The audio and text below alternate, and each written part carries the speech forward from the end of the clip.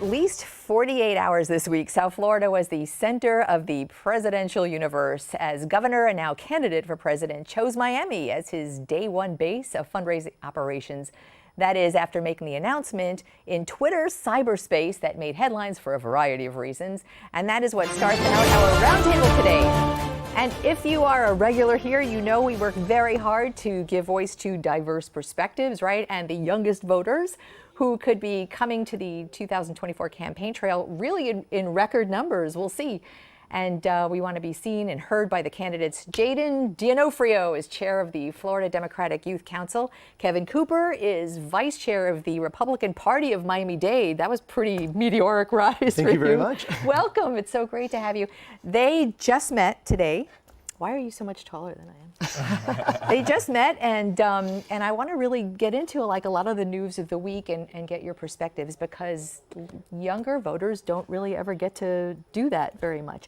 So, Jayden, you were chosen for the first question. A lot of finger pointing from this direction. I really want to talk about the Twitter launch, because that was it was a first of its kind, a kind of a novel idea, way glitchy, and that's kind of what made the headlines. Give me your perspective. Good idea, bad idea? Because Twitter is not really a 20-something social media very much. Right. Yeah. Well, Glenna, thank you for having us on, first off. Of course. That whole launch by Governor DeSantis for president was absolutely insane, in my opinion. Is it insane? I use insane as a good thing sometimes. No, for me, I don't generally use it in that way. Okay. Because we have never really seen an announcement in that form, and we saw. I mean, if I was a voter for the Republican Party, would I ever want to vote for someone that can't even launch a good campaign? Well, let's see. let's look at. There's your question. It just shows you how much excitement there is on the Republican side. You know, Trump rallies are standing room only. DeSantis literally melted down the internet with his announcement. Our events at the Republican Party, they sell out in one day. We literally don't have venues large enough to fit our audiences. And so people are motivated. We're getting dozens, hundreds of calls every week. We want to be involved. We want to get involved in this race. We want to rescue our country. And so people are coming to us. Take me back to Twitter. Take me back to Twitter because that was a really interesting thing you just brought up that I hadn't really thought of, is the crowd size. Remember when President Trump was elected, that whole nonsense about how big the crowd was at the inaugural. So there really was 700,000 people waiting in the room before it crashed, and Elon Musk had to turn it over to another venue of his narrator, so there weren't that many people. But do you think, well, let me ask you, do you think that the governor chose not to do it in public because of the numbers? I'm not sure. I mean, that's for him to answer, right? But I think on the whole, though, you see there is a level of motivation, there's a level of excitement, there's a level of enthusiasm that's unmatched on the Democrat side. I mean, people literally are begging to be involved in the 2024 election. And so doing it online was actually very smart, because it opened up the venue to people. It opened up the ability for people to both listen, participate, and be involved in Twitter. And now Twitter really, with President Trump, it started, right? It is a common place, a marketplace of ideas where you can discuss things. And that's what the Republican Party is focused on in this primary. It's creating a sharing of ideas, of really looking forward to the future, putting our policies out there and having a spirited debate on that. You know, they talked a lot about that on the Twitter feed, that there was this is a First Amendment space and a sharing of ideas, but that, as we know, has a giant double-edged sword downside, and the fact misinformation and disinformation, that you really have to be a critical news consumer. Kevin said something about the actual engagement of the local Republican Party. Is that matched by the local Democratic Party? And I ask you that knowing that there are Democrats in high places who say, we didn't turn out in this last election. Where were Democrats? What's happening there on that account? Well, I think a lot of us envision midterm elections to be almost a sort of a referendum for our incumbent presidents. And we saw overwhelmingly across the nation that President Biden is very popular amongst Democrats, even Republicans. It was a history-altering election for the midterms. We had a problem here in Florida. We know that there's problems here in Florida. And we look forward to transitioning towards a Florida Democratic Party that's going to engage all of our voters across the ballot. When you say problems here in Florida, detail that for us. Well, I think right now we're on the front lines in so many different ways. Our voters are on the front lines in so many different ways. We've been attacked by Governor DeSantis. We see our LGBTQ+ community be constantly attacked by various types of bills. We just saw a new bill that allows Governor DeSantis to run for president with SB 7050. And there's multiple lawsuits for that bill because of the issues in how it's going to limit the youth vote, limit the minority vote. So with these attacks that we have in our communities, we're trying to defend on so many different sectors of our state. So let me just kind of unpack that, because that huge election bill is being challenged, but to my knowledge, it's not challenged on the Resign to Run law, which was taken out, reversed, to allow the governor to run and not have to resign when he runs for president, which actually was the same years ago in Florida and then was changed, Resign to Run. So that's a little part of that big election bill. And you know what I think the funniest part of it is that Governor DeSantis actually supported that bill originally, and now he's the one taking it out to go and make himself run for president. And may I say, a lot of the lawmakers who voted for it agree with him. But that's you know, you just heard, you met today, you told me you like each other, which I love. I love spreading love. So you just heard Jayden talk about how the LGBT community is being attacked. What's your perspective on that? I focus on the state as a whole, right? And a rising tide lifts all ships. And so, you know, while the Democrats are looking to divide us and to say, you know, this group and that group is being attacked, I don't see it that way. I really don't. I think that the work that the legislature is doing and the work that the Republican Party is doing is lifting all people. We have a great economy. We've got sunshine year round. People are moving here, and people are moving here in droves specifically because they want to be a Floridian. So if you're hearing one person talk about discrimination, I've heard people firsthand feel discriminated against, and I'm guessing you both have too in our community. So when you hear, whether or not that is a fact that you believe, that is a very real perception. How do you address that? I understand that sentiment, but we have to look at what the law says, right? The law does not discriminate against anybody. It doesn't specifically discriminate against any group or any individual, because it would be illegal to do that, right? You know, our Constitution protects against that kind of thing. And so that's kind of a narrative I think that people have pushed forward. And yes, of course, when you're hearing this on television and people are telling you things that are, you know, that are not good, you're going to feel bad about it. But we have to be honest with each other about what this law does and about what these laws are aimed to do. And it's not to discriminate, it's to protect. It's to protect the education. So when we see these communities vote overwhelmingly against the Republican Party, I think that shows the fact that they do feel discriminated against by these types of legislation. We know that the African American community is overwhelmingly Democrat when they show up to vote, as well as for the LGBTQ plus community when they show out to vote. We've seen all of our communities, when they show out, the Democrats win.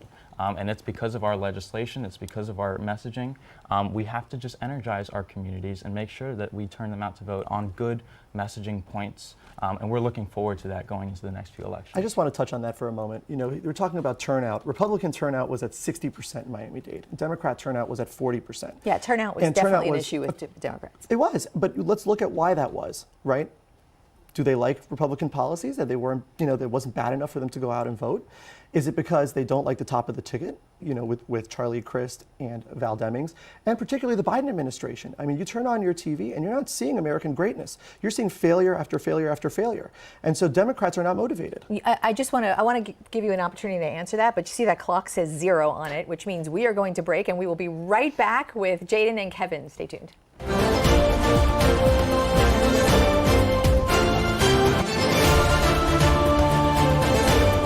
We are back with Jayden D'Onofrio and Kevin Cooper, a Democrat, a Republican, most of all the youngest voters, because we so value hearing from especially such engaged young people. And I know you wanted to answer, we were talking a little bit about voter turnout in Miami-Dade and why Democrats did not.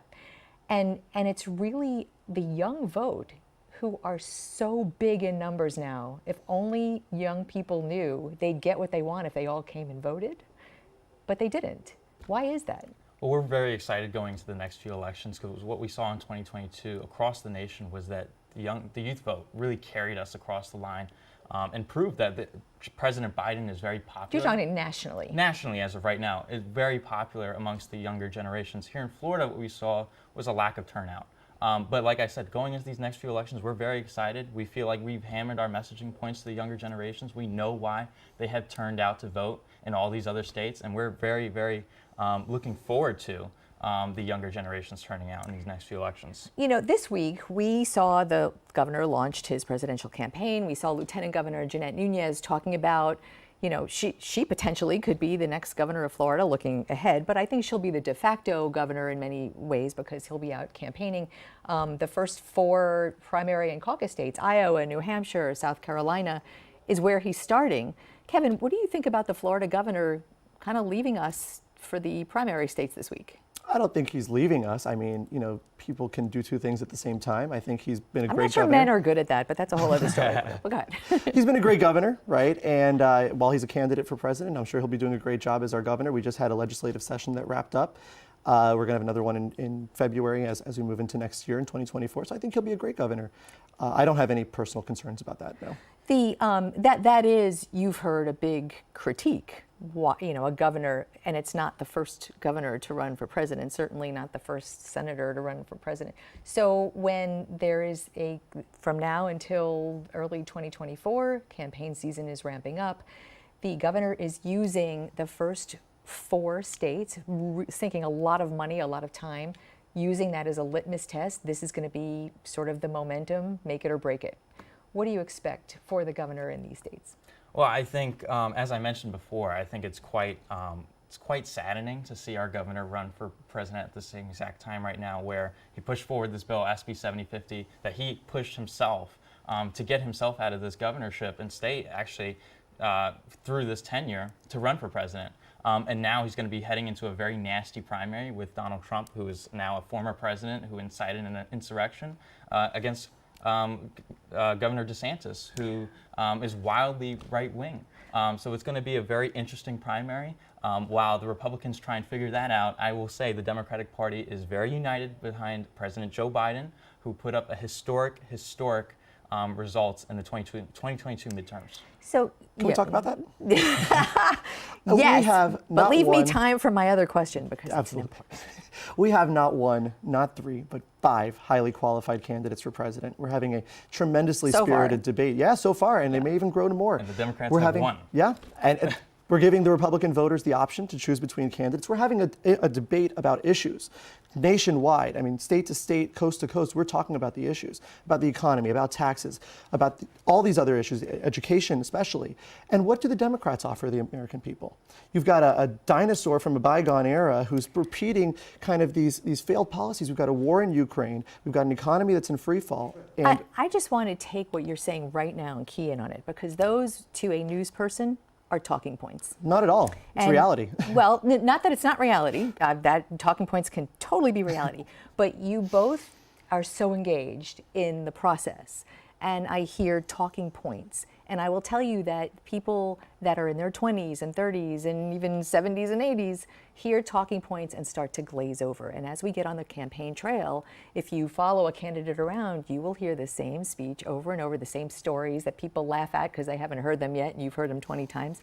But I wonder if you would both weigh in on, when you meet and greet your contemporaries, the talking points allow you to get out information really quickly that you want. How do you get off the talking points and talk about reality? Talk about real. Well, the way I do it is I put a chart, right? You've got the left and the right, and you've got what they're offering and what we're offering.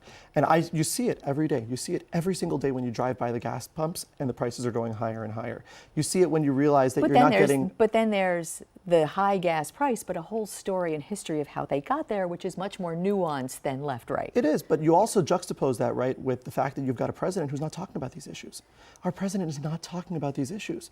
And so you're frustrated, and people tell me this all the time. It's not just a talking point that I read in a book or in a newspaper article or that I received in an email. This is legitimate stuff that you're driving by the gas pump and your ability to afford things is getting lower and lower. Your rent is going higher and higher. And how do you Food prices.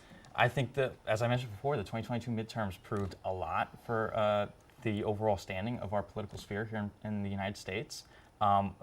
We have one party that has shown itself to be completely fine with an insurrection happening in our capital. Well, but before you go into the talking points on that side, answer that. to your contemporaries who say, my gas is too high, my rent is too damn high? How do you address that? Well, there's so many different reasons for that, first off. I mean, we saw, you mentioned the war in Ukraine. That was a massive factor on our supply chain here in the United States. We saw with our the COVID-19, which was happening under President Trump, carried on by President Biden. There's realities here in this country that none of us can deny. There's no denying that some of our living situations across the country have been tough on our people. But going back to what I was saying, as far as our voting, as far as the turnout, as far as the election results, it proved that President Biden's agenda is popular and that we care about engaging our voters all across the country in these problems. So let me take 30 seconds each. Kevin, 30 seconds, give me the issues as we ramp up to a national election. Give me the 3 issues that people like you are looking at. The economy, the economy, the economy. That's the 3 that everyone is talking about. It's the economy. Okay, and you didn't even use up your whole 30 seconds.